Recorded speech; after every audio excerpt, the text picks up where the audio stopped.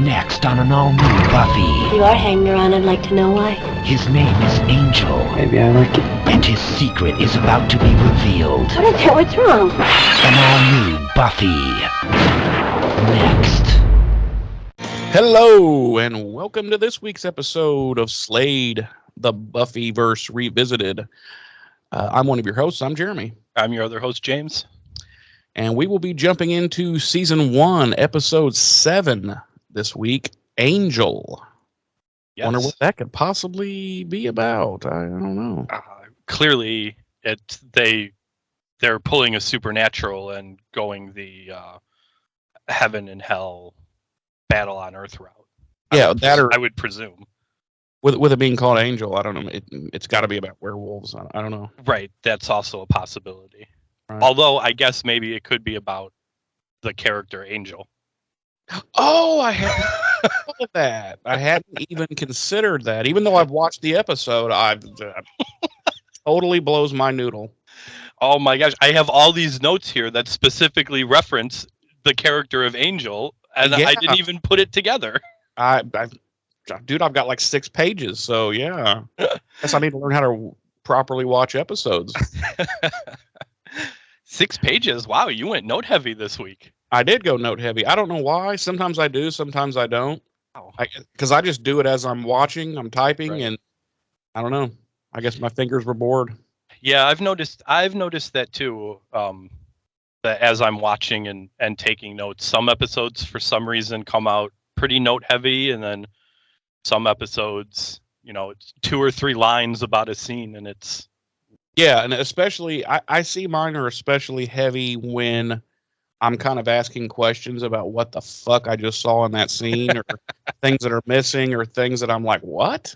yeah. And then, I guess the smoother the episode goes, the less note taking I do.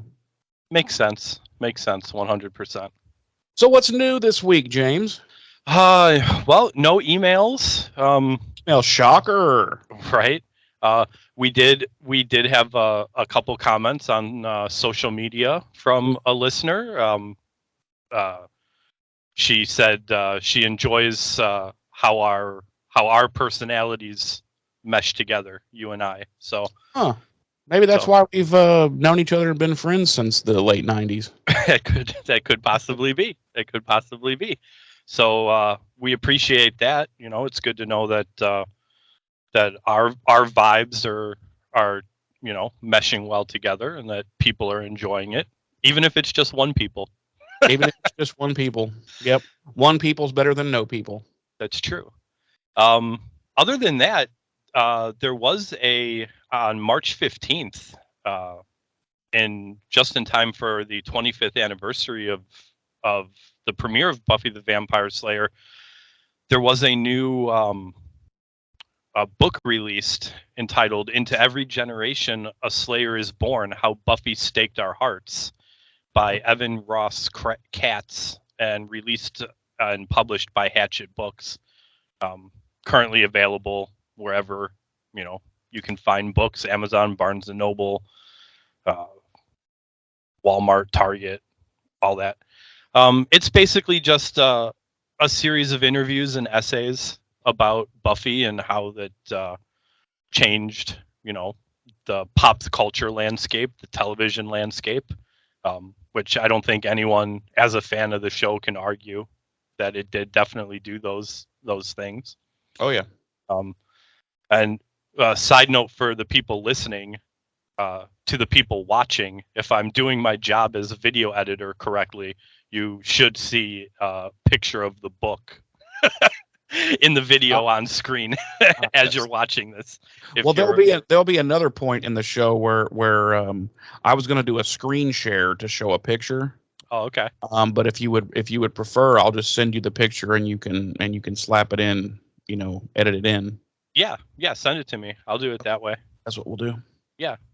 Don't you like how we handle all of our business right here live? Right here live. It's nice. It's a insight to the podcasting process that perhaps a peek behind the curtain. Right. So yeah, that book was released. Like I said, it's just some essays and interviews with cast and crew, about the show and its impact. A couple interesting things to come out of it. During one of the interviews for the book, Sarah Michelle Gellar was asked, with all the talks of reboots and continuations and whatnot of the show, who she would like to see take on the role of Buffy, and she tossed out Zendaya.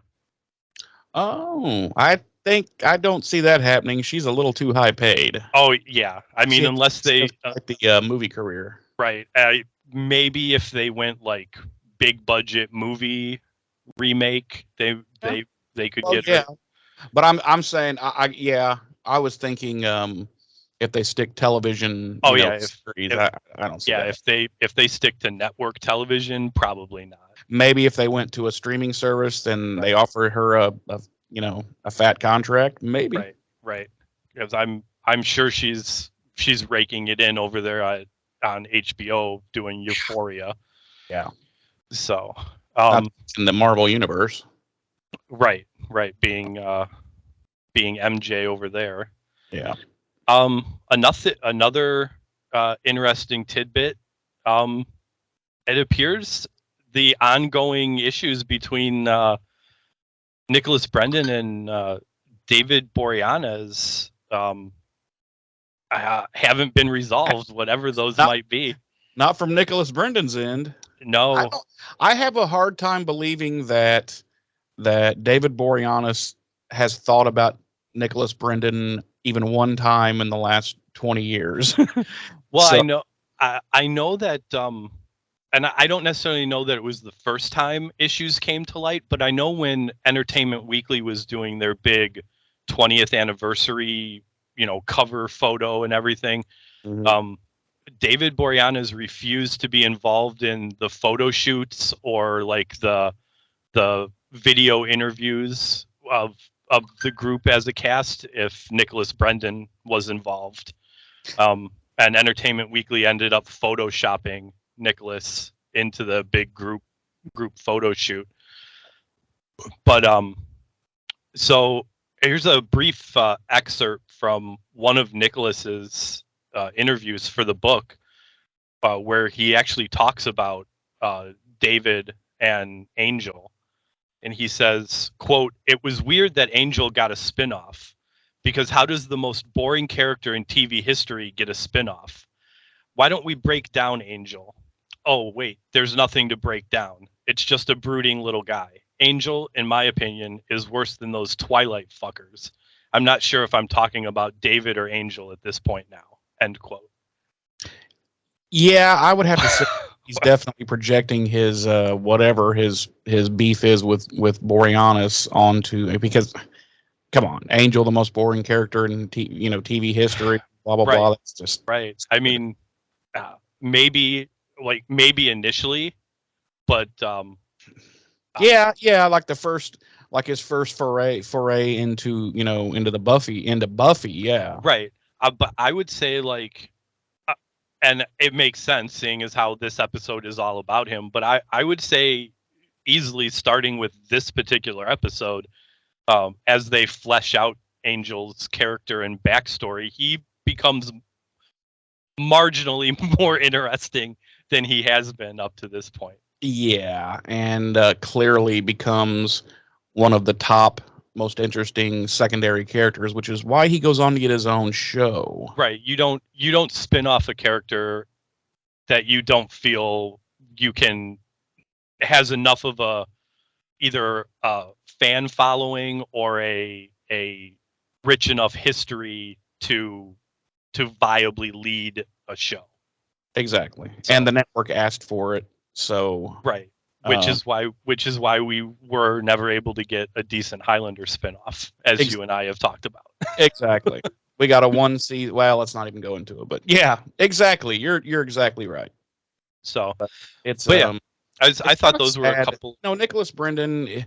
Any fans of the Buffyverse, everyone knows that Nicholas Brendan's had quite the colorful history, shall we say? Yeah. He's got an alcohol problem and a drug problem. I mean, he's been arrested He's been arrested for dealing. There's domestic abuse charges. He's got a lot of issues, and I think he's still. And I think that's probably why Boreanaz just didn't want to have anything to do with him at the shoot. He was just like, I just don't even want to, I just don't want to be there. So that would be my guess. And fans, in particular, diehard fans in any genre, like to if there appears to be any sort of drama between your lead cast, they like to blow it up, I guess. More than I necessarily. It happened a few months ago in the Supernatural fandom, but it happens in a lot of fandoms. And at the end of the day, I think what we need to realize as fans is that these actors, they're doing a job. Yeah, it's just like a job. Right. They're going to work every day. Like, they don't have to be friends. Right. Like, and it's just like you have people you work with, I'm sure. You don't necessarily like, but it's a job. Right. Like, I can promise you there's probably only one person that I am friends with from a job I held 25 years ago. Yeah, exactly. Like, exactly. Like you said, it's like any other job. You go to work, you have coworkers. Some of them you like, and you're going to end up befriending. Some of them, it's just not going to happen. Yeah, some of them you'd like to never see again. Right. Exactly. And that's just life. And yeah, I don't know. It's kind of sad, but at the same time, it is what it is. Right. It's the realities of it's a job. It's a TV show is a job, just like being a barista or any other job you hold, and you have coworkers. Some you like, some you don't. End of story. End story. End of story. And we should say that we did make a point at one time to kind of disavow Joss Whedon for his antics, and we're by no means condoning Nicholas Brendan's actions. Oh no, either. Oh, no. He's had right a lot of colorful run-ins, but right. Was Joss part of this new book? Did they get a hold of him at all? Nope. Nope. In fact, it's I've read some other excerpts from the book that I didn't bring up here, but several of the cast did speak out in their interviews for the book about Joss's antics on set. Yeah. In regards to, in particular, the female cast. But he wasn't involved. It doesn't look like David was involved either. Yeah, well, I mean, he's a pretty big TV star, so right. He's probably just like, that was something I did nearly 30 years ago. Right. He's over there. What's he doing now? SEAL Team 6? Is he still doing that? I feel like it's like another spinoff or something. I don't know. He did Bones forever, and then that ended. Now he's SEAL Team 36. I don't know. I'm not into any of those type of shows. So right. So that's all I have as far as news related stuff go. I've got the book ordered. It should be here sometime this week.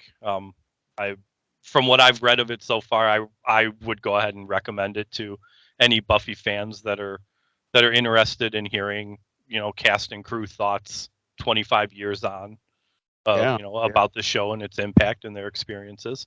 So that being said, unless you have anything, Jeremy, I will dive right into our dates and deets for this episode. I have absolutely nothing, so why don't you go ahead and dive right in?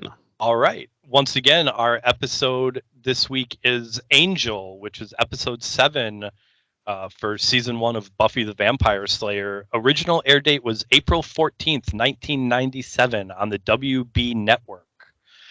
Our director is Scott Brazil. This is the only episode of the Buffyverse he directed. And he also directed, outside of the Buffyverse, episodes of The Shield, Nip Tuck, Jag, Nash Bridges, and Hill Street Blues. No movies. Once again, television director with No movie credits under his name. Seems to be pretty common. Seems to be pretty common. I almost wonder if television directors just prefer directing television as opposed to, the rigmarole of a movie. Yeah, and I think a lot of them get really good at it, and they can just do it blindfolded. Right.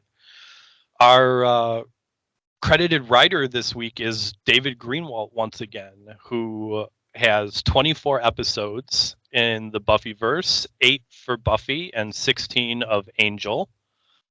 He wrote for Buffy Teacher's Pet, this episode Angel, Nightmares, School Hard, Reptile Boy, Ted, Faith, Hope, and Trick, and Homecoming. For Angel, he wrote City of, I Fall to Pieces, Room with a View, I Will Remember You, She, To Sandshoe in L.A., Judgment, Dear Boy, Happy Anniversary, Dead End, There's No Place Like Blurt's Club, Heartthrob, Offspring, Sleep Tight, and Tomorrow. So not very much. He hasn't done that much. No, just a small. Also, for those who may not know, he is the co-creator of the spin-off Angel. He is indeed. So, or at least on paper. Right. You know how that goes. Right. I imagine with him being a writer on this episode, he probably had a lot of creative input into Angel as a character and maybe his backstory. Yeah. His non-Buffyverse credits include episodes of The Wonder Years, The X-Files, Prophet, Moonlight, and Grimm, and no movies. Again, no movies. Our regular cast this week, as always, is Sarah Michelle Gellar as Buffy, Nicholas Brendan as Xander, Allison Hannigan as Willow, Charisma Carpenter as Cordelia Chase, Jeremy's absolute favorite, and Yes. and Anthony Stewart Head as Giles.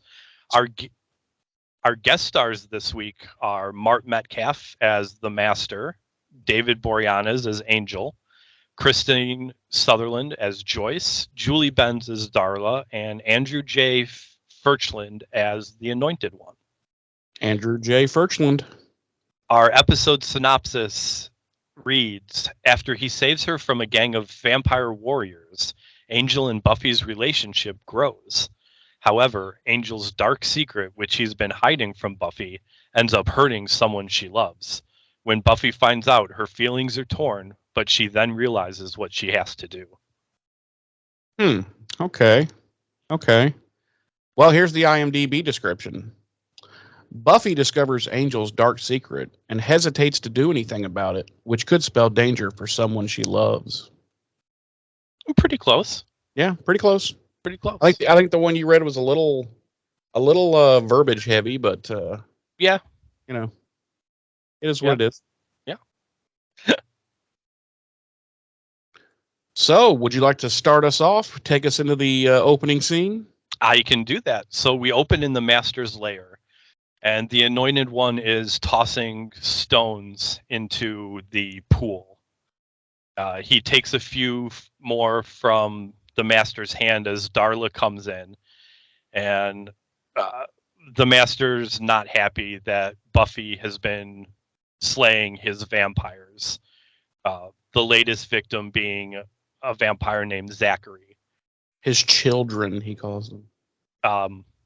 Darla asks the Master if she can have the privilege of killing the Slayer, and he deems her request too personally motivated and tells her that he's going to send the three, a trio of warrior vampires, to kill the Slayer. And in this scene, the Master addresses the Anointed One as Colin. Yes, he does. And I think that's the first time we've heard the name. Yes. And again, for anyone who's forgotten, the Anointed One is the little I'd say 7-year-old boy from the previous episode that they had turned into a vamp, and he is quote unquote, the Anointed One. Yep. So we cut to an alley where there's three quote unquote tough guys lighting up cigarettes, and we see the three come around a corner, and they're carrying a steady, deliberate, gait about them as they come around the corner, and our trio of cigarette smoking individuals see them and take off. At which point we cut to the bronze, where we see a cockroach being chased along the floor.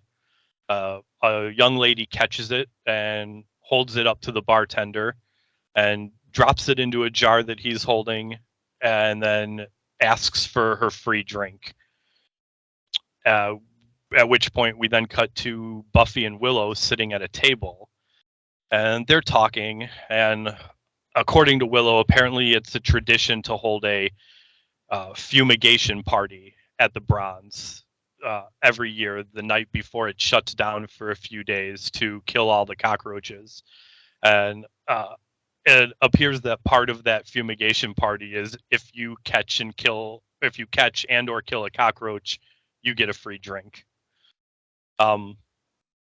So the conversation quickly turns to Buffy once again bemoaning her lack of a boyfriend, and Willow, of course, asks about Angel, and Buffy says he's not really around much, but that when he is, it's like the lights dim everywhere else.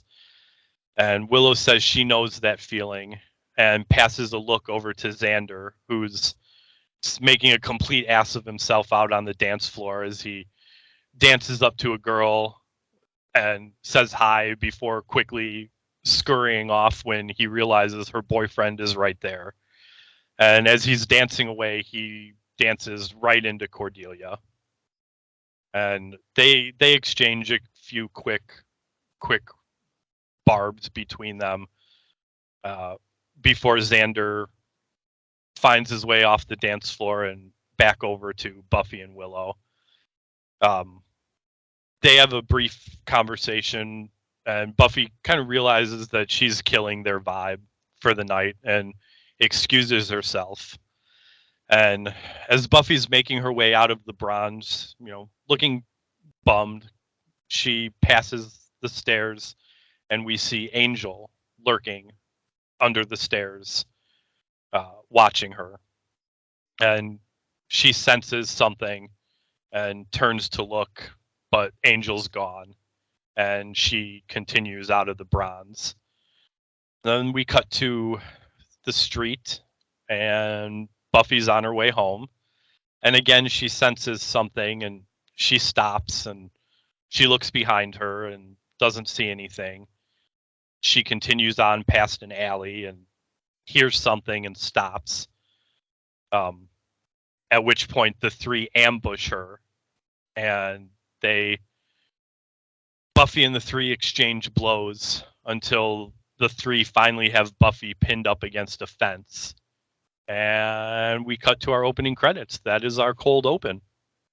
That was our cold open. Rather long, but sets us up.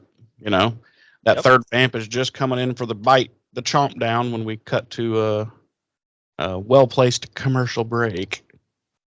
And as we come back, the third vamp is still moving in to take that chomp out of Buffy.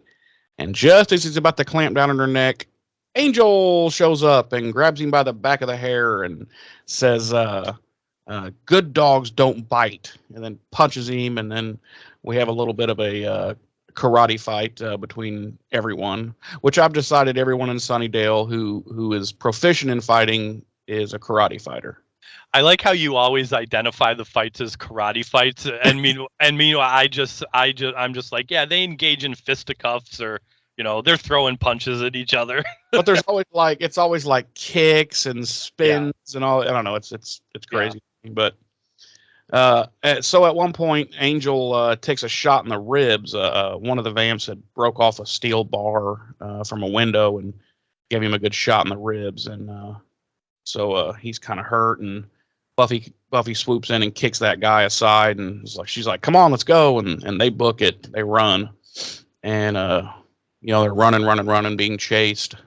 and they get to her house, and they get up to her front door, and she's, fumbling with the door. She gets the door open. They get inside and get the door almost shut, and one of the vamp arms comes in. He's, is like, "Ah, ah, ah, ah," and she, whatever, mushes it out and gets the door shut and locked. And is looking at him through the glass, and Angel's like, don't worry, a vampire cannot come into your home unless they're invited.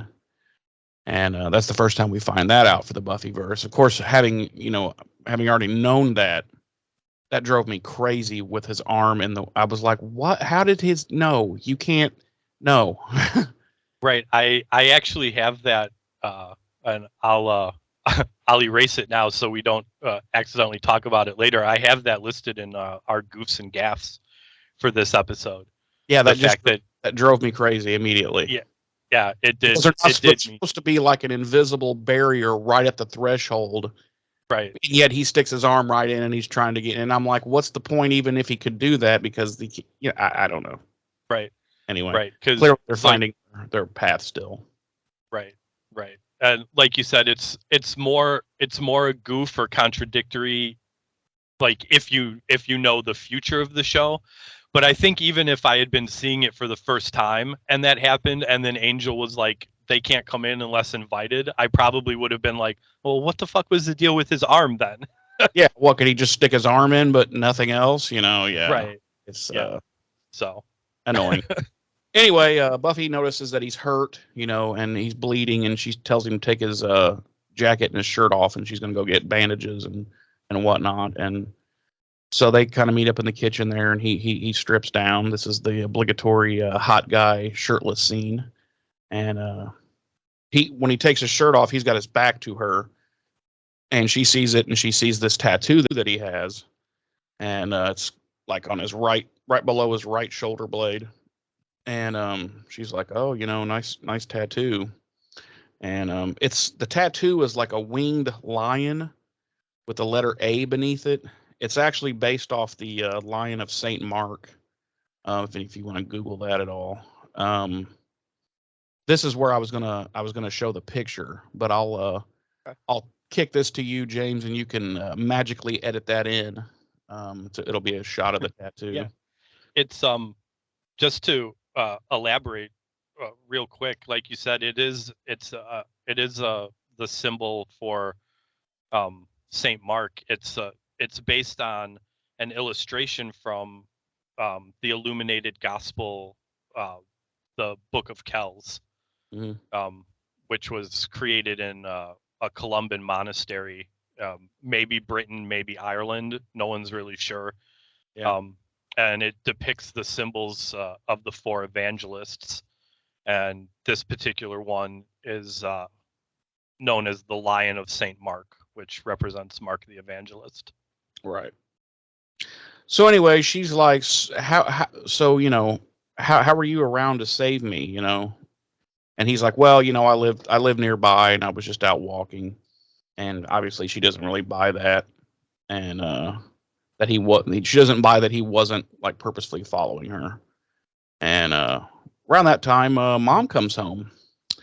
And so Buffy like catches her, pulls her in the house because, far she knew the vamps were outside still, but apparently not. Apparently they've fucked off. So she pulls Mom in, and she's like, oh, blah, blah, blah, blah. And she gets the door locked, and then she's trying to kind of shoo her off, like, hey, why don't you go on to bed, and I'll bring you up some, some hot tea and blah, blah, blah. And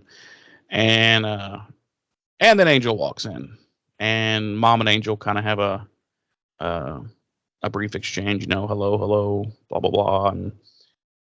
And she's like, what do you do, Angel? And, Buffy blurts in quickly, he's a student, first year of college. He's tutoring me in history. You know how bad I am in that, and blah, blah, blah. And so Mom says, well, it's a little late for that. So I'm going to go to bed, and basically you need to say goodnight, Buffy, and do the same. And so we cut to the front door, and Buffy says, hey, we'll catch up sometime and do that studying thing again. And when she closes the door, Angel's standing behind it. and she sneaks Angel up the stairs and into her bedroom because she clearly doesn't want him out there, with the thought that the vamps could be out there and Right. to eat him. So into her room they go, and Buffy, she doesn't want him to get eaten, so she insists that he stay the night, at least until morning, because the vamps can't come out in the daylight. And so she basically says, why don't you look out the window and keep your back turned while I change and look and see if, they're out there still. And so she starts changing and he's looking out the window and he's like, no, I don't see him anywhere. And she calls him the Fang Gang. So they start talking and basically she doesn't understand why she's like, well, I'm the chosen one, I'm the Slayer, so I have to do this. Well, why are you fighting? What's the deal there? And, what does your family think about that? And he's like, well, they're all dead. And she's like, was it vampires? And he's like, yeah, it was a long time ago. So she's like, oh, this is a vengeance gig. And, with the whole time they're in her room and talking, the only thing I can think is they're just talking in totally normal voices. I'm like, are they not concerned at all that mom's going to be like, who's conversating in my fucking house at 10 o'clock at night, So that kind of bugged me. But anyway, Buffy gets into bed and he lays down on the floor beside her bed and they talk a little bit and, they go to sleep for all intents. Or she asks him, she says, Angel, do you snore? And he's like, I don't know. It's been a long time since anyone's been in a position to let me know. And so then they fall asleep, and that's that.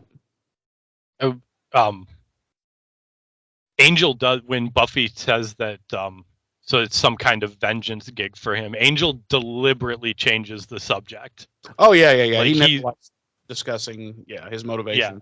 Yeah, he deliberately changes the subject. Yeah. So then we cut to the Sunnydale High School library. Buffy has appraised the gang of the previous night's events, and Xander protests that Angel's trying to seduce Buffy by saving her life and getting stabbed. And yeah. In the meantime, Giles has managed to identify the armored vampire trio and reassures everyone that we forgot to mention that these three the three, these vampires, they're wearing, like, each one of them is wearing like medieval knight armor pieces, not like full regalia, but like various pieces, shoulders, arm pieces, and they're walking down the street like this, wearing this and vamp faced. Right. And I'm, so we forgot to mention that, but I found that quite funny. It's another one of those things where, like, the amount of weird shit that happens in Sunnydale, like just out in the open, that no one even, that's just more shit. Like no one even seems to bother to question what's going on. They're just like, well, more weirdos in town. Right. Yeah. So he's identified the three and reassures everyone that they're not going to be a threat anymore because since they managed not to kill Buffy and Angel the night before, they have to offer their lives to the Master in penance. Right. At which point we cut back to the Master's lair, where in fact the Master allows Darla to execute the three as an abject lesson in the use of power for young Colin, the anointed one. The anointed Colin, who has the most horrific, how do I even explain this?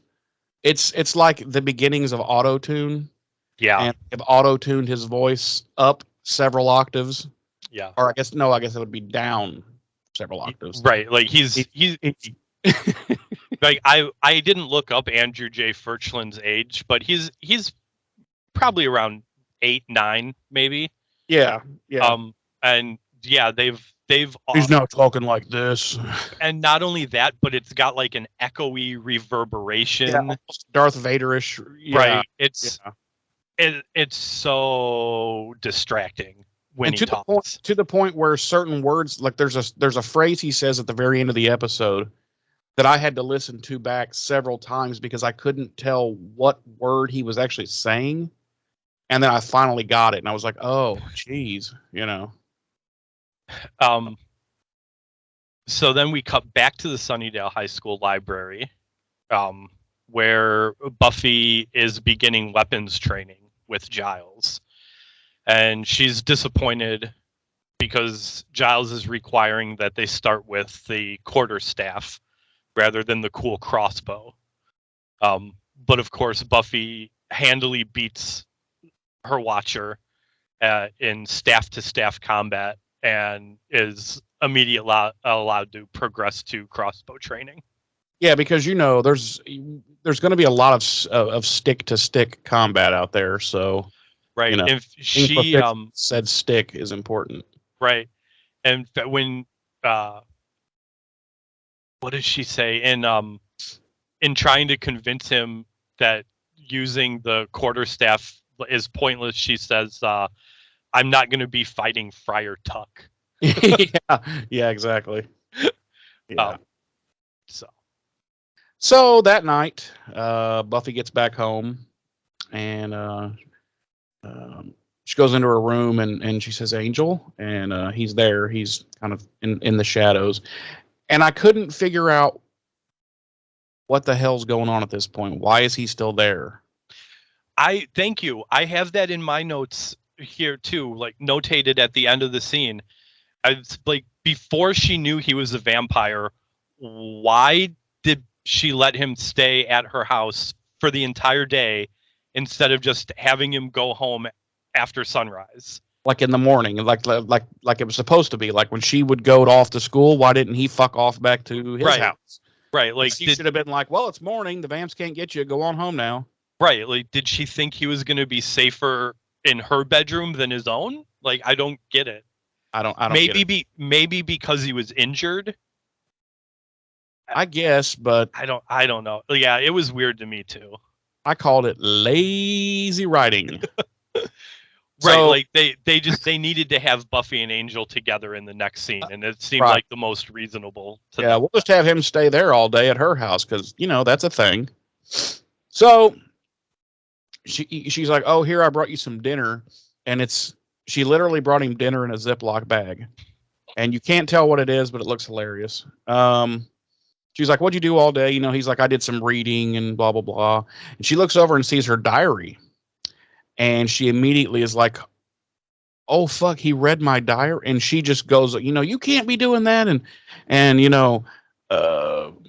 those fantasies weren't even about you. The A didn't stand for Angel. It was Ahmed, a nice foreign exchange boy, and blah blah blah. And he cuts her off, and he's like, "Your mom came in your room earlier and was straightening up, and she moved your diary. I saw her while I was hiding in the closet." He's like, "I did not touch it. I did not read it. I promise." And then she's like, "Shit, I just gave myself up." So, he's like, "Listen, I need to leave, because I want to kiss you, but I'm older and this just can't happen." And blah blah blah. And so guess what happens? They kiss anyway. And they're kissing. And all of a sudden he pulls away and kind of looks down. And she's like, What's wrong? And when he turns back to her, he's vamp faced. What? Right? What? Right? What? Angel's a vampire. What? Holy shit. Right. So, and oh, I love this part. This has bugged me for 25 years. What is her first reaction to him staring at her as a vampire? She screams like a damsel in distress, like a blood curdling. She's the Slayer. Yeah. Okay. Anyway, so she starts screaming blood curdling scream, and he's like, "Oh fuck!" and he just dives out her window, out onto the roof, down, boom, onto the ground, and scurries away. Skedaddles And, off. yeah, mom comes rushing into her room. Like what the fuck, and Buffy's like, "Oh, nothing. I just saw a shadow." I would have been like, "You saw a shadow, so you screamed as though you witnessed a murder in front of you." What is wrong? You're going to counseling, child. you know. That bothered me too. Her just like screaming, like I get it, like putting myself into the character's situation. Like I get that it was unexpected and surprising and this and that, but like you said, the only thing I could think about was like, you're the fucking Slayer. Like realistically, your first instinct should be to like haul off and jack that dude in the face. Right. Like she has seen, it's not okay. If she was a brand new Slayer, I could get it. I would get it. Right. But she has killed many vampires. She has seen many vampires. She has seen other types of demons and whatnot. And it's just like she sees him and she's just like, I can't deal. Right. I have to become the damsel now and scream bloody murder. I don't know. I've never liked that little part of the scene there. I will say, I would like to hear from any of the listeners who may have watched the series as it was originally airing. Mm-hmm. What their experience was watching this for the first time. Yeah. Like because unfortunately, myself and you, we came into it late. Yeah. So by the time I was, watching the first season, I knew Angel was a vampire. Right. We were like all aware. Right. So like this, it wasn't, even when I watched it the first time, it wasn't a surprise. Right. So I would like to hear from people who did watch it, as it was originally airing, and get their take on what kind of did they see it coming? Did they Right. guess it, or was it just a total shock? Like, right, exactly, exactly. So please hit us up. Email us, what's up, dude. Yeah, email us buffyrevisited@gmail.com. Leave a message on any of the socials. Let us know about that, because I'm genuinely curious. Yeah, I'd like to know what original watch people were. If they were like, "Holy shit," or if they were like, "Oh, finally," Right.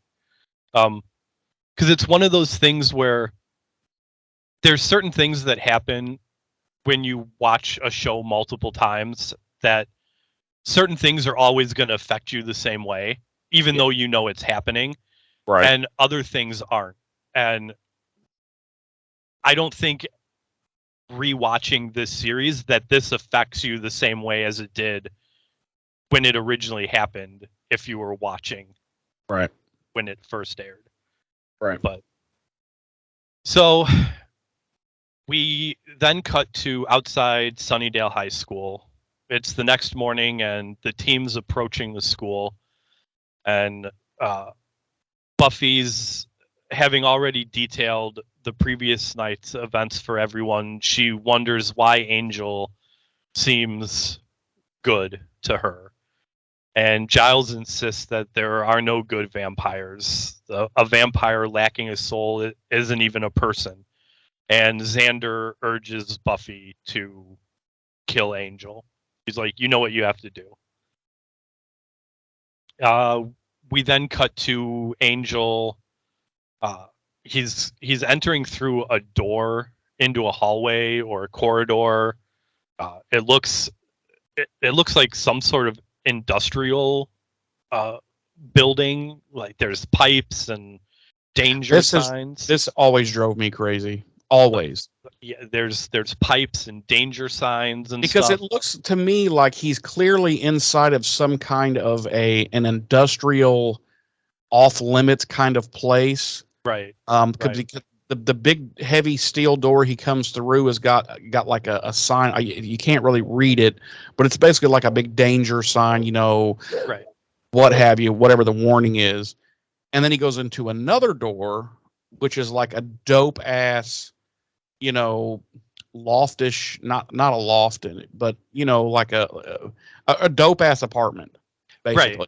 Right. Yeah. Like he goes through that second door, and it's evidently an apartment. There's books stacked against the wall. There's a He's got a kitchen. Yeah. There's a bookshelf on the far back wall. Like the first thing he does when he walks in is walks over to a lamp and turns it on, and I'm like, how the fuck does he have electricity in this fucking place? Right.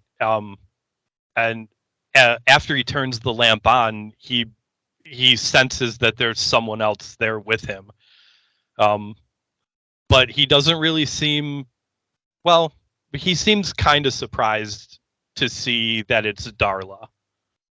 And and we haven't seen her in a couple episodes, right? She wasn't in last week's. Yeah, no, it's been a couple couple episodes. So Darla's back. And she starts taunting him, telling him that humans will never accept him for who he is. And he says that he's no longer accepted by vampires either. We see at one point that his refrigerator is full of bags and bottles of human blood.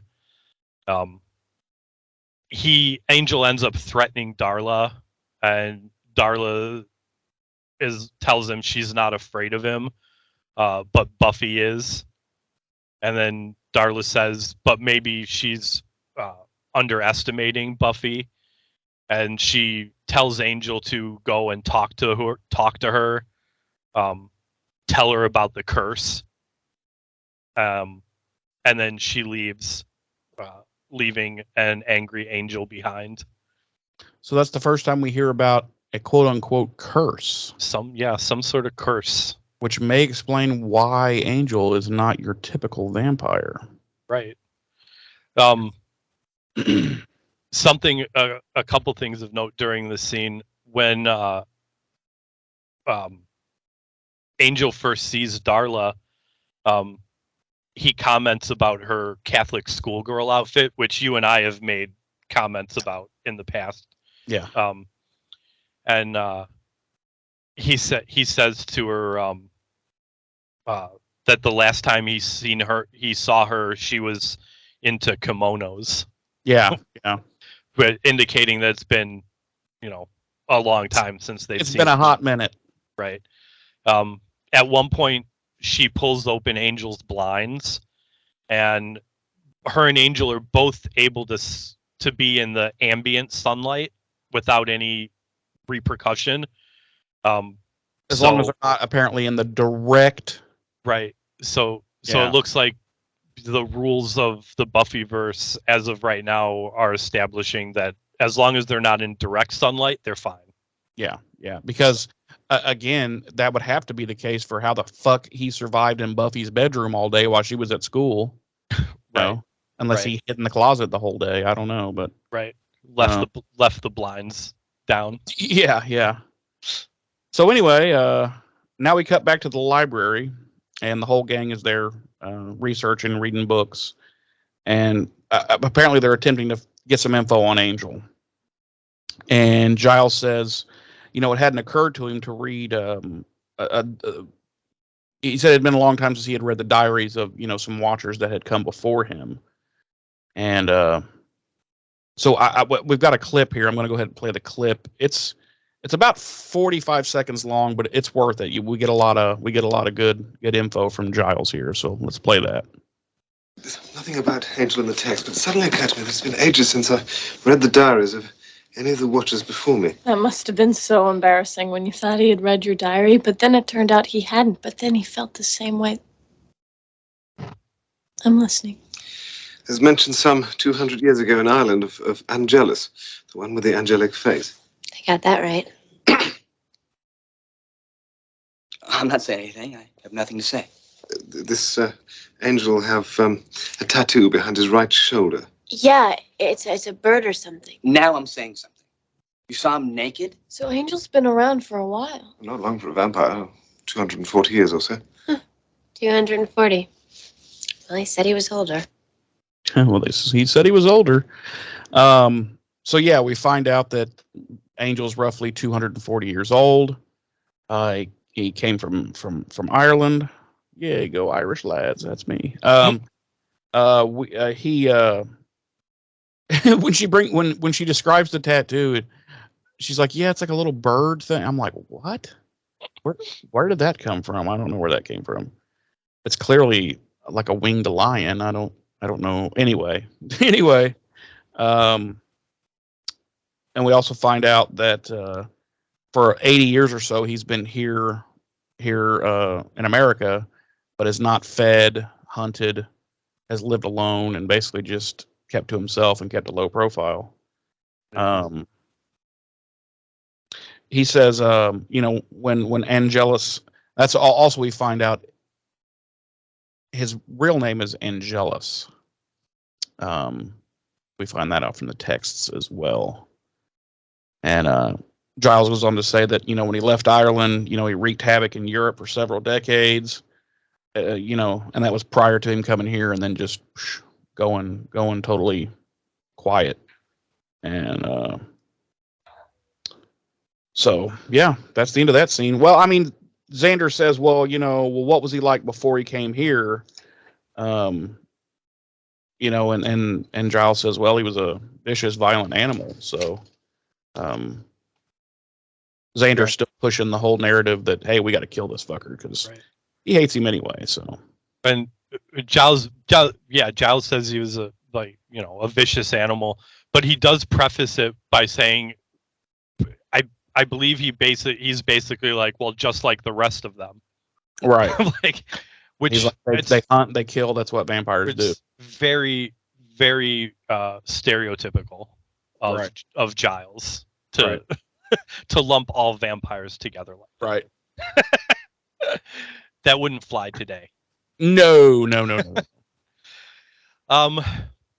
So that'll take us back to the Master's lair, where Darla is insisting that she be allowed to kill Buffy, and the Master's still reluctant, but ultimately ends up conceding to her request when he hears Darla's plan to use Angel as her weapon, which will then take us back to the Sunnydale High School at night and back to the library.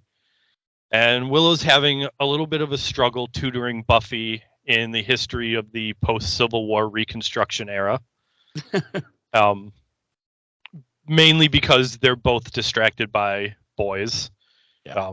Buffy doesn't want to kill Angel, and Willow just wants to attract Xander. We see Darla eavesdropping from above in the stacks before she flashes a devious smile and disappears into the shadows. Yeah, and again, for people who might be confused, she's able to be there because this is the school, this is the library, this isn't a your personal home. It's a public place. Right, it's a public place. If it's your private residence, that's when they have to be invited in. But if it's a public place, they can come and go just like anyone else. Right.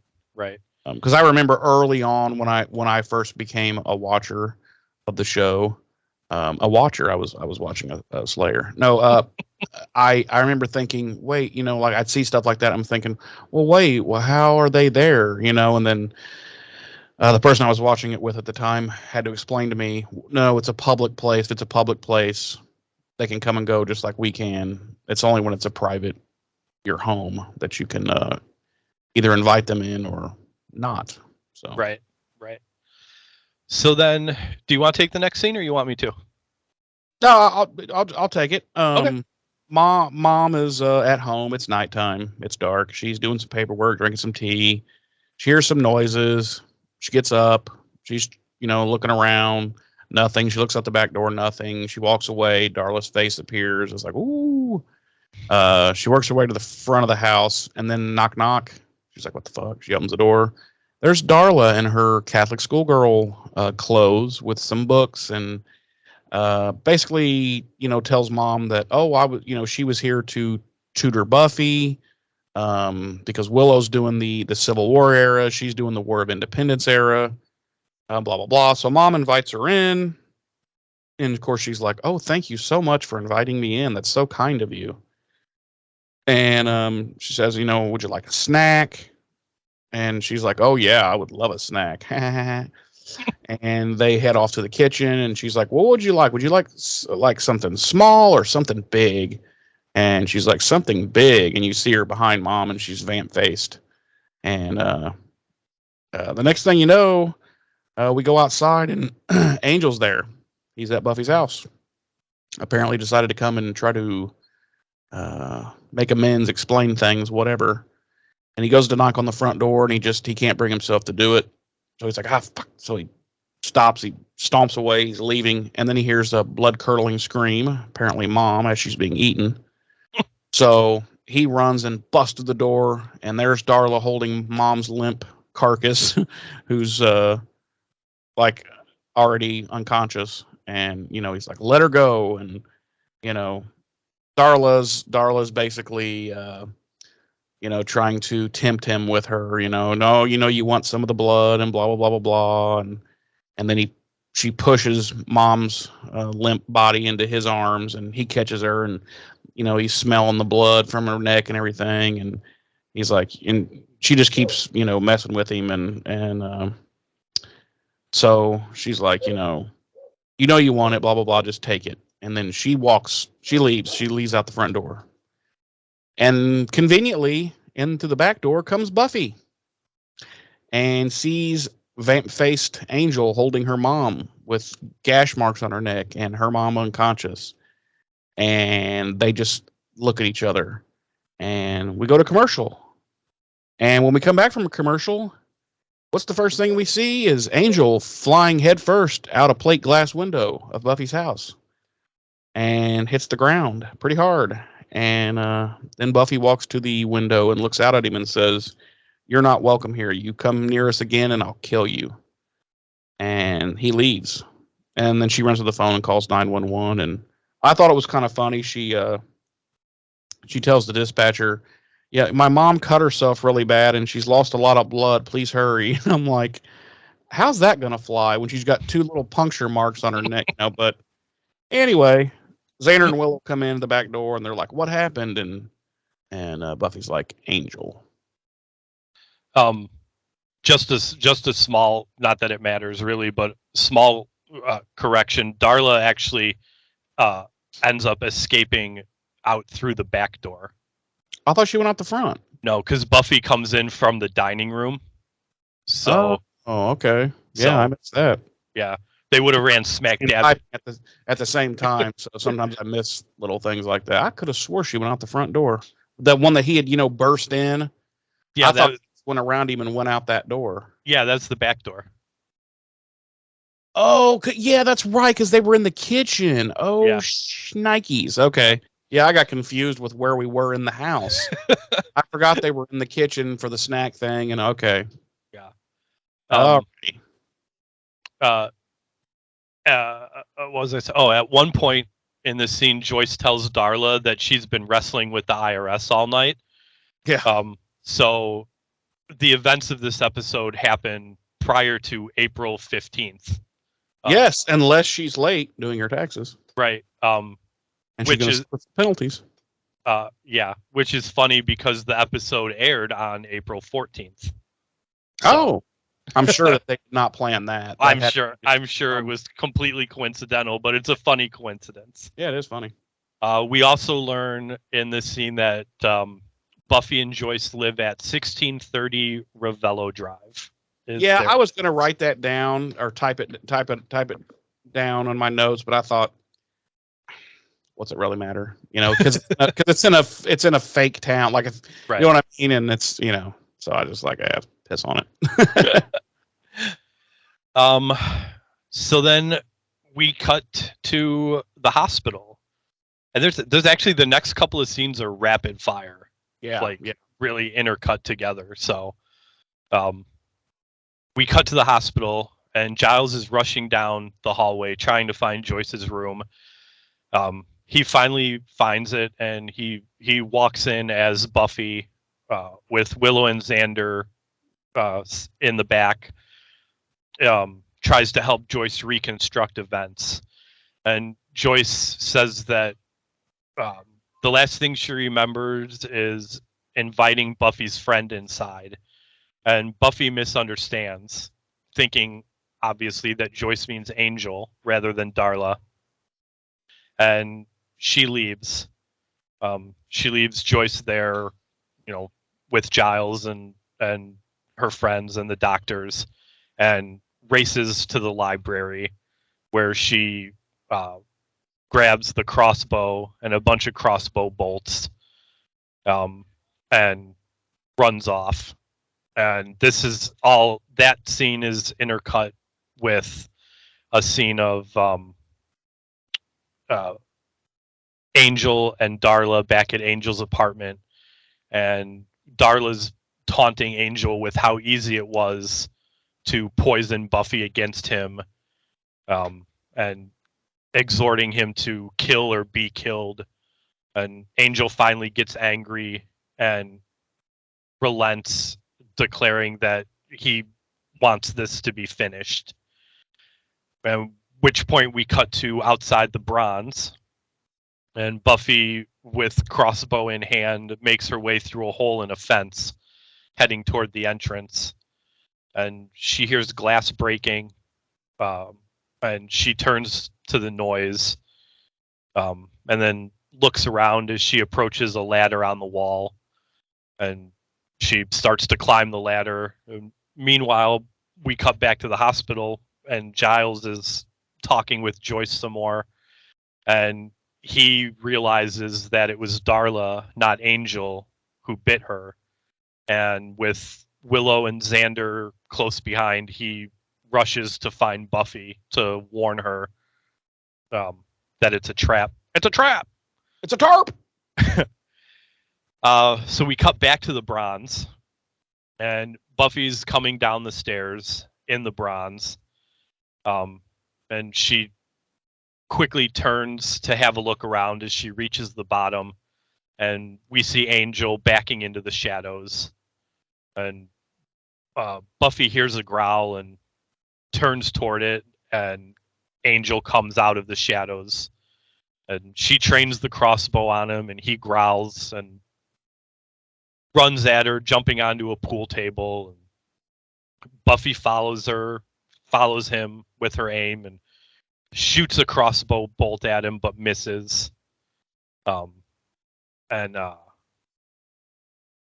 He jumps up onto one of the catwalks above, and she can't see him in the shadows, and he swings back down, kicks her in the back, and knocks her onto a pool table. She does like a standing back kick thing at him, and he goes flying into a wall. And she ends up running around the pool table and diving for the crossbow, and rolls onto her back and takes aim at him. And Angel gets up and growls as she shoots at him, and her aim is wide, and the bolt lodges in the wall next to his head. She gets up and demands an explanation, as to what's going on, particularly why he spared her but attacked her mom. And Angel mockingly recounts to Buffy highlights from his Angelus days.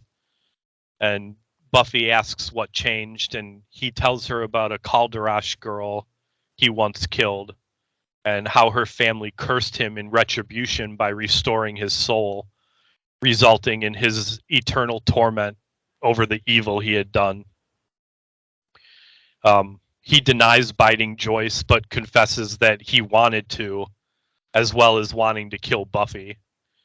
So Buffy lays down her crossbow and offers her neck to Angel, at which point Darla comes out of the shadows and proceeds to taunt both of them, boasting to Buffy that she's the one who made Angel, and that Yes, we find out. Yeah, that's where we first find out that she is the maker of Angel, and that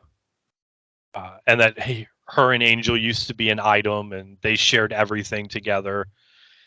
And Darla then tells Angel that he had a chance to come back into the fold and rule with the Master, but threw it all away because he loves Buffy.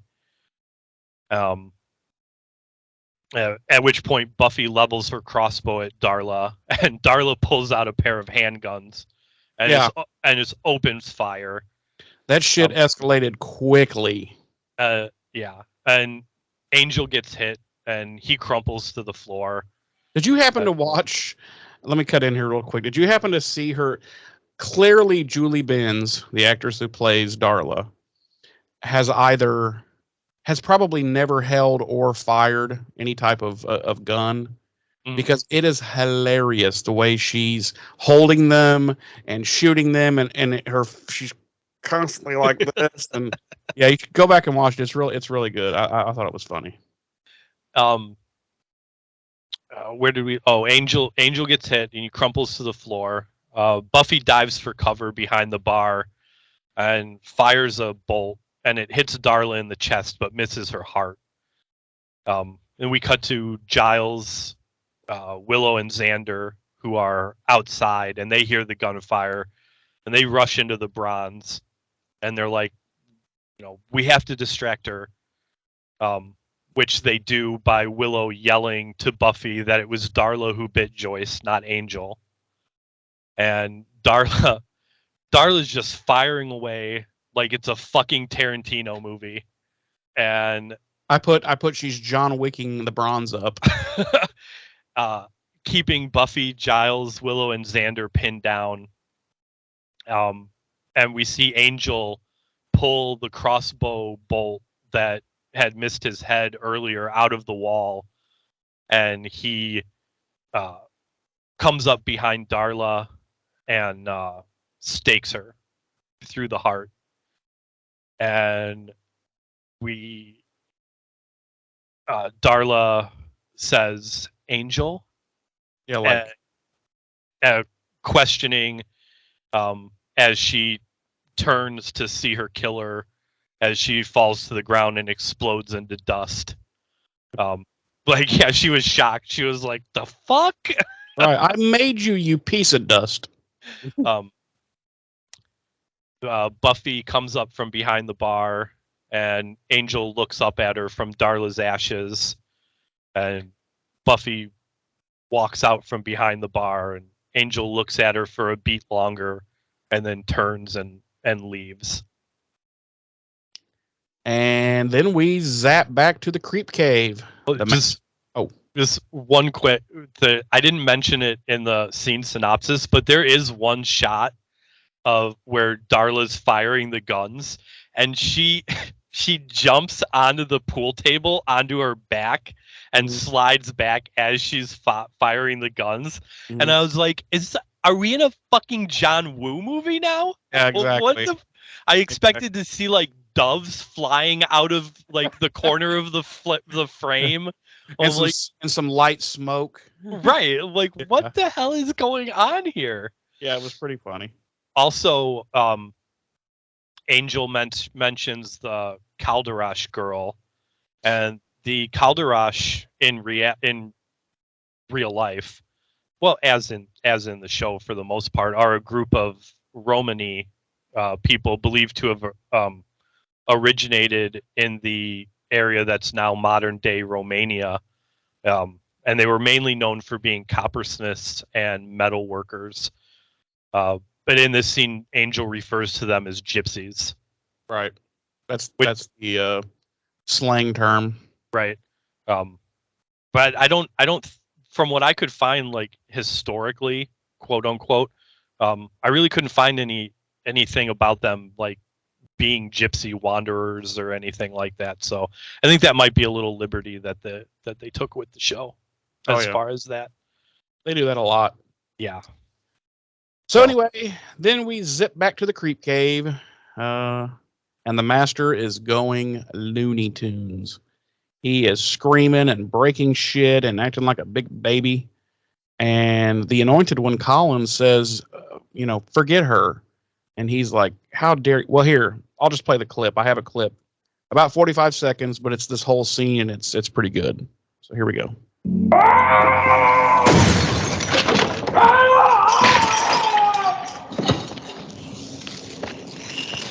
Jeffrey. Oh, did you? She was my favorite for 400 years.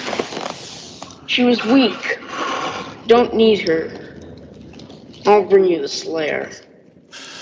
But to lose her to Angel, he was to have sat at my right hand come the day. And now, They're all against you. But soon you shall rise. And when you do, we kill them all. And the master likes that idea, so they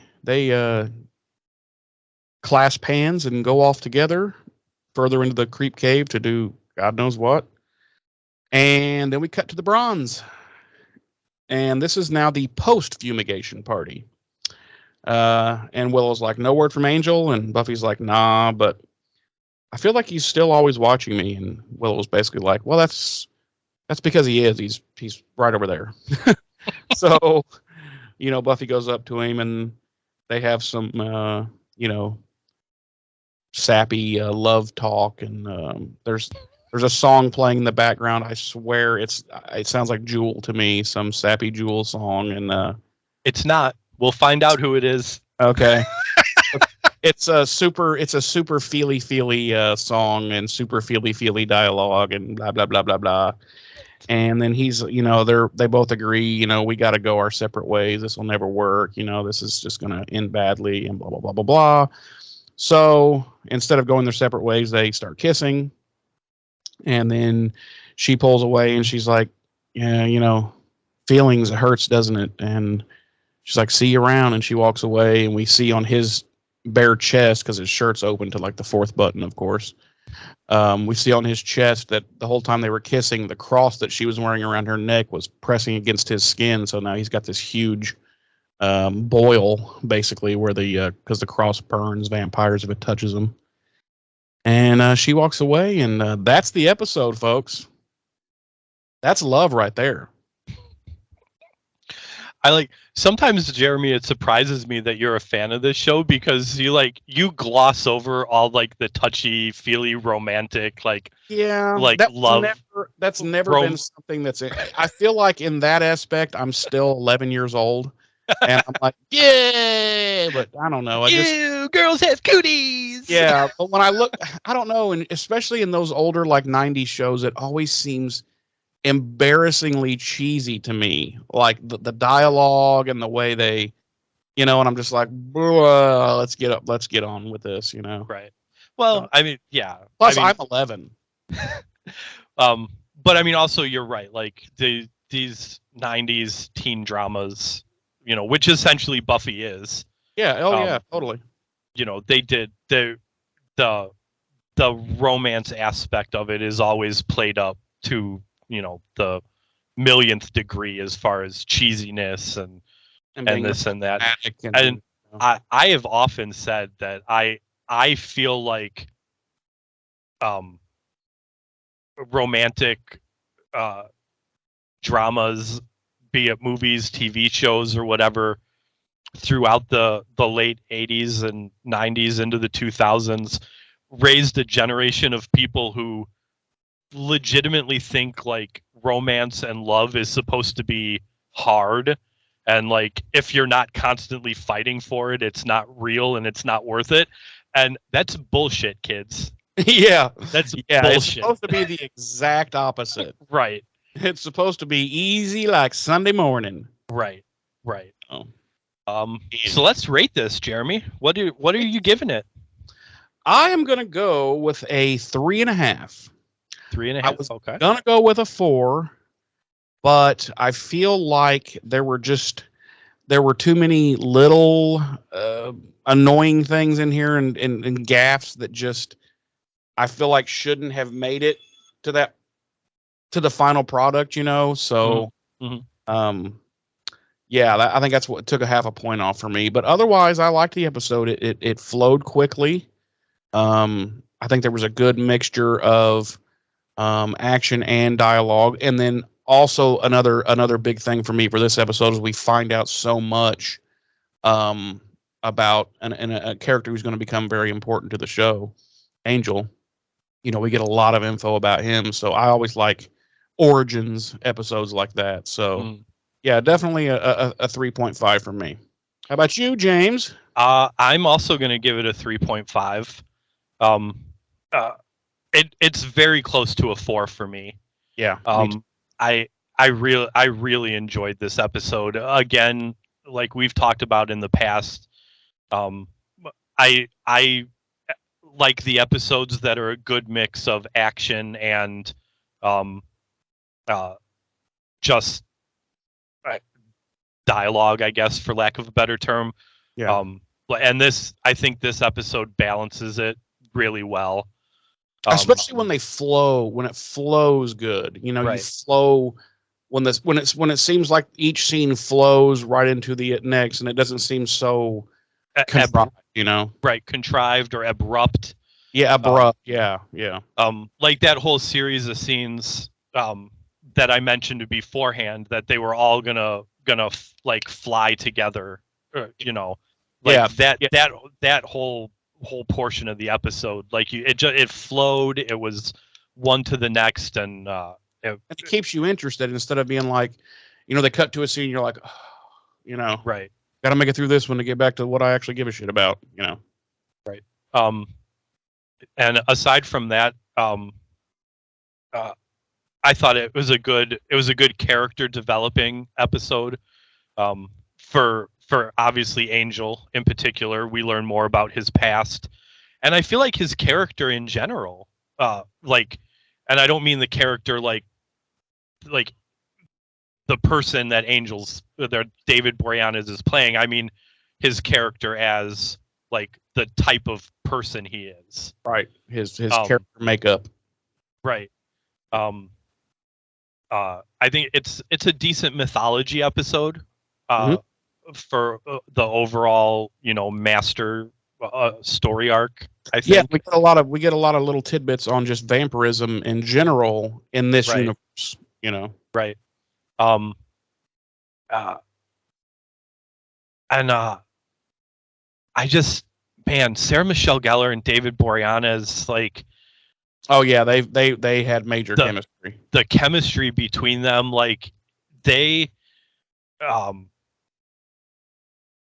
are able to convey that like irresistible, like Romeo and Juliet star-crossed lovers, the irresistible force meeting the immovable object. Right, like they just do it so well.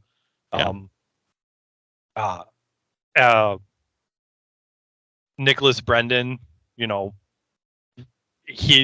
Xander is his comedic jealousy in this episode is it's on point. Oh yeah.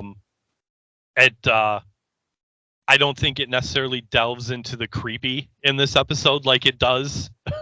It's a little stalkerish, but in other times, yeah. But then you kind of give it leeway because you have to remember these are quote unquote high school kids, so right. Immature and all that. And I was honestly disappointed that they killed Darla off so soon. Yeah. And we'll probably never see that character again.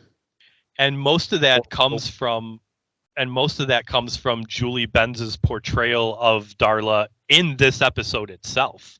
Yeah. I don't necessarily know that. Well, I mean, I do know. Like, I didn't dislike the character in her previous appearances up till now, but her portrayal of Darla in this episode was what made it disappointing for me that they killed her off.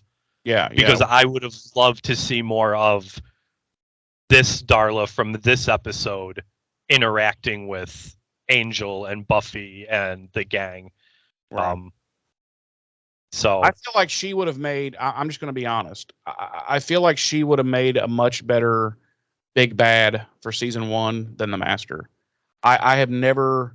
I have always said I was never impressed with the Master. He was never a scary. I don't know. I've always felt like the Master was a big miss. And right. Julie Ben's character of Darla would have been a much better big bad. Yeah.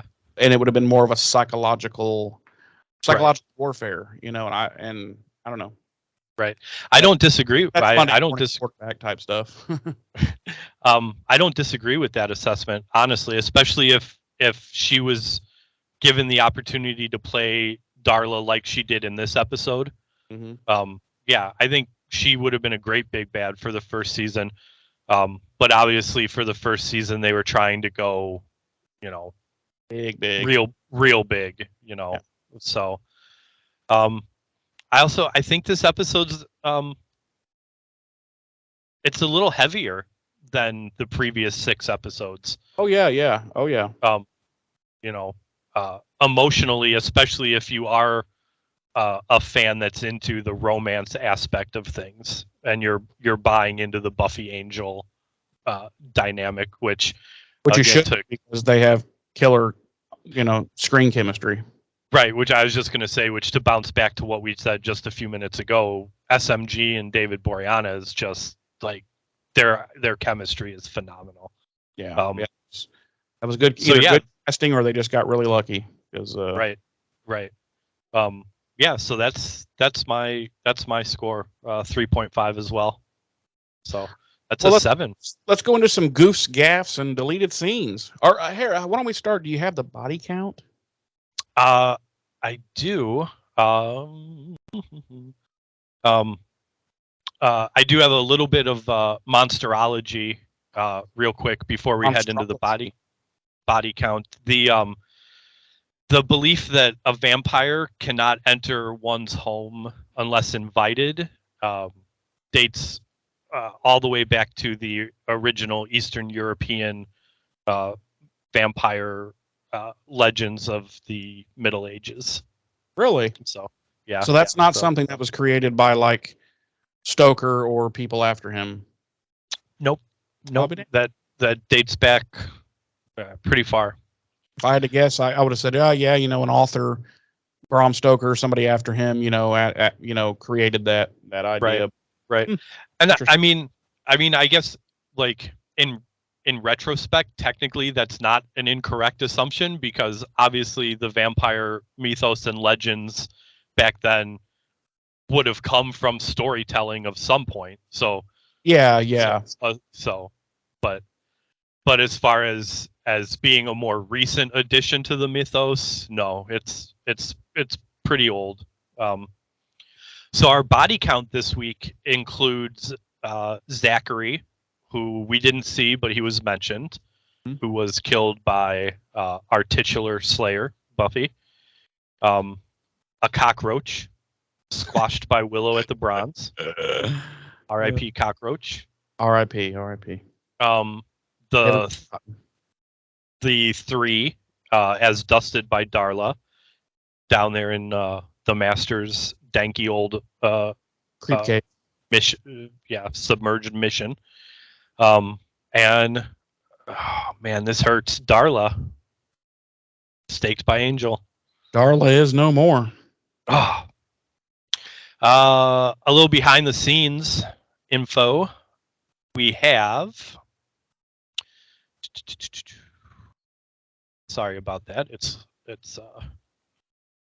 I have my notes are loading. I apologize. That's fine. No one's mad at you. So we talked about this. I don't remember if it was last week's episode or the week before, about how the beginning of the episode didn't include the prologue. This is the Slayer. And I mentioned how it'll come back and then it'll go away again and then it'll come. Right. It came back this week. It did come back this week, but so I'm watching it on Hulu. I don't. Right. Are you as well? No, I'm watching hard copies that I have on my. Well, I shouldn't say hard copies. Digital copies that I own. Okay. Where did they come from? Do you? I ripped them from the original DVDs. Okay, so that prologue, this episode was the first episode to feature the prologue. So they must have gone back and added it retroactively to like the DVD releases, which and are then what's and then they forgot on some of them. right. That's funny. But because this was actually the first episode to feature that prologue. That's funny. That is funny because somebody failed miserably at their job. Like you had one job, right? Like go back and add the prologue to all the beginning, and they've like missed some, right? Because I don't think it never we don't see that ever in season 2 or beyond, right? It's just season 1 episodes that we see that prologue. I honestly don't remember. Yeah, me neither. I was hoping you would. Yeah, I mean, this is the first time I've rewatched the series in a while. Yeah, we're talking 5+ years. Oh yeah, outside of probably 7 or 8 for me. Yeah, I mean, outside of occasionally popping on like a favorite episode. Yeah, yeah. But actually, maybe you pop up and you see, and you're like, I gotta watch this, Right. But actually actively sitting and rewatching the entire series, it's been at 5+ years easy. Yeah, 7 or 8 years ago I did it, and then followed it up with Angel, and yeah, it's been a while for me too. During the production of this episode, it took the makeup department 60 to 90 minutes to apply David's vampire prosthetic. And God, how many times did he have to do it? Right.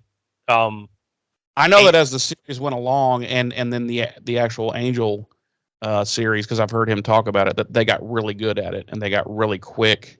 Little techniques they learned along the way to make it quicker and simpler. He said they got to where they could do it in like 90 or like 30 minutes, in and out. So, the duster that Angel wears in this episode and subsequent episodes or following episodes is a Hugo Boss duster, valued at the time over $1,000.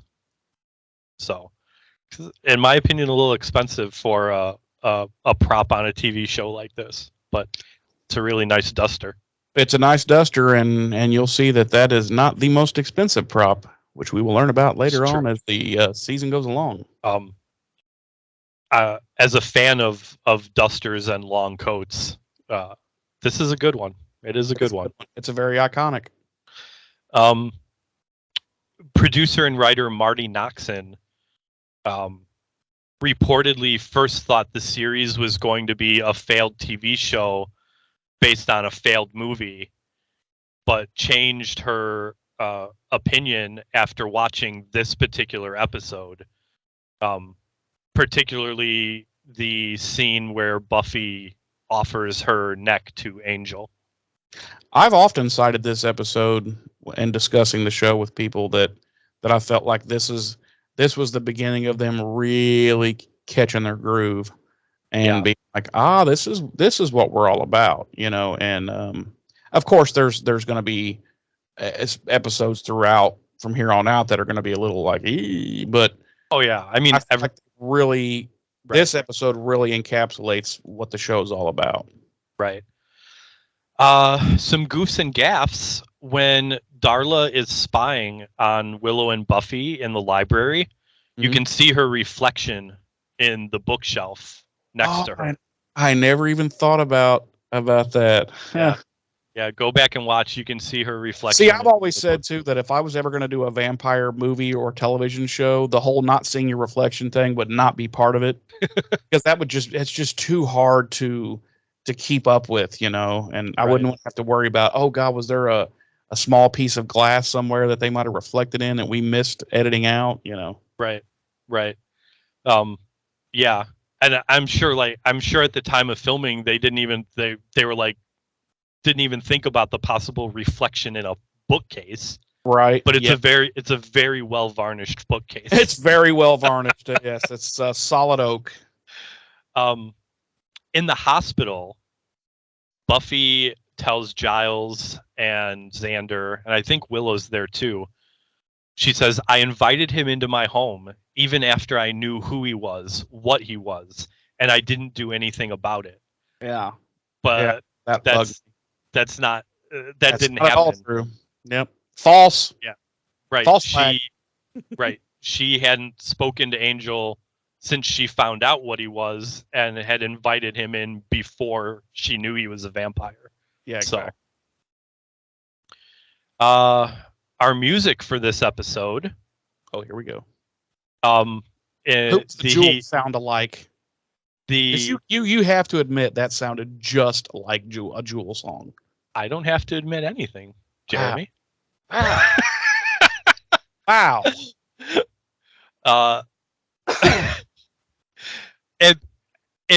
It probably does sound like a Jewel song because I like this song and I like Jewel. So there. Then. So the song playing as Buffy and Angel are having their final talk at the end of the episode and smoochies at the Bronze is "I'll Remember You" by Sophie Zelmani from her Not to be confused with the what was her name, Sarah McLachlan song of the same title. From her self-titled LP, Sophie Zelmani, released by Sony Records Sweden in 1995. And where is she now? I don't know. I don't look up the current status of our artists, but I can start doing that if you're No. If you would really like to know. No, I just can. I'm just gonna. I'll jot here. Let me jot this down for when we record next week. The news section at the beginning of the episode include Sophie Zelmani's current whereabouts. There we go. And there we go. I'm gonna need that. I need her current whereabouts and also her current net worth. Asterisks. Follow up on all Buffy bands. There we go. I need to know which ones are still making music and recording music. Out. Yes. Okay. All right. We can do that. I do love the I'm like Giles. I do love the research. All right. I didn't mention it earlier, but something that amused me about this episode, I guess because it might have been like the first thing I thought to do in Giles' situation, is the fact that Giles his immediate thought wasn't like, maybe I should look at some diaries of previous watchers. Yeah, that would seem to me. Yeah. Like it seemed like you have access to all these old diaries. Yeah. Right. Like why in hindsight to the previous episodes, why wouldn't that be an active part of your researching for any of these obstacles they've come up against? Yeah, that would be like one of the first things I would do every week. I'd be like, let me check out these diaries, and right. Or I would go through them all and start jotting down important notes to leave set aside, Right. Ooh, that's very specific. Let me save that. That might come up later. Right. Like let's take a deep dive into these Watcher Chronicles. God damn it, Giles. God. And that's it. That's it for the week. Yeah. For the Goose Gaff's deleted scenes, body counts, and mythology. That is everything. Well, do we have any final thoughts? No, just it was a really good episode. I really enjoyed this one. This has probably been at least up there tied with my. This has probably been my favorite episode of the season so far. Yeah, mine too. I scored it less than Welcome to the Hellmouth and the Harvest. I did. But that was strictly based on the fact that Welcome to the Hellmouth and the Harvest are the series premiere, and so nostalgic to us. Right, so nostalgic, and honestly, as rewatch episodes, if you're going back to just rewatch key episodes or introduce somebody to the show, you have to start with those episodes. Oh yes, because it lays the groundwork for so many things. Right. And this is the thing that kept this from being a 4 for me, is that there's so much depth in this episode and development that I don't feel like this isn't the episode you show to someone first and be like, here, watch this episode. It's gonna hook you on the show. Right. Yeah. No, you're 100% right. Right. Because they would just be like, "Who's that? What? Who? Right. Huh? What?" Right. It takes a special kind of psychopath to watch an episode late in a show and not have any clue who anybody is or what's going on and be like, yes, I like this. I'm going to go back and rewatch it from the beginning.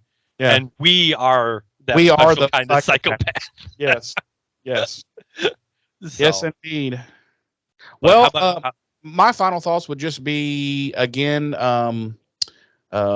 feel free to reach out to us. Let us know how we're doing, questions, concerns, anything at all. BuffyRevisited@gmail.com, BuffyRevisited.com. All of our socials, which you can get.